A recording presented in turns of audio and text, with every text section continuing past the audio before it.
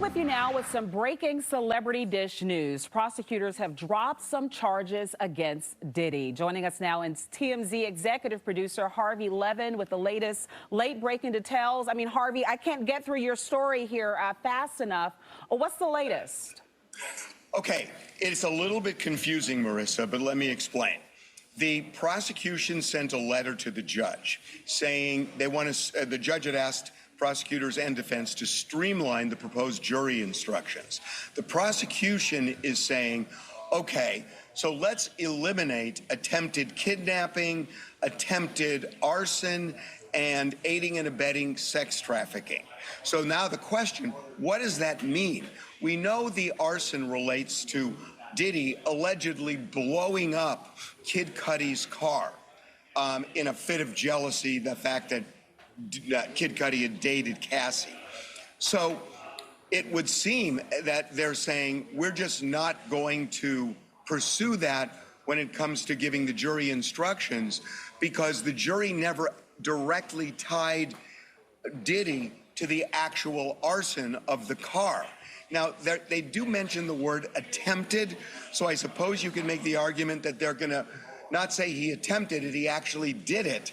But that doesn't make sense, because all they said in the testimony was that they believe he did it.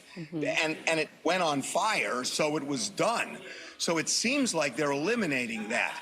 And similarly, when it comes to kidnapping, you may remember that there was testimony by Capricorn Clark, Diddy's assistant, saying that Diddy suspected her of stealing jewelry. They took her, put her in a warehouse and gave her lie detector tests, and putting her in that warehouse was kidnapping. It seems they're not going to pursue that. And there was a second one involving this alleged victim, Jane. So it seems they're taking certain things off the table, but I got to be honest with you, the letter's a little bit confusing, but it definitely seems the prosecution is pulling back on what they are going to argue to the jury in closing argument. Absolutely. And when it comes to the aiding and abetting with the sex trafficking, that charge is still there, but they're pulling back on even some of those details. And my guess is what they're pulling back on are things like Diddy's assistant booking a hotel room. I mean, how is, that's booking a hotel room. You know, Travago is not sex trafficking.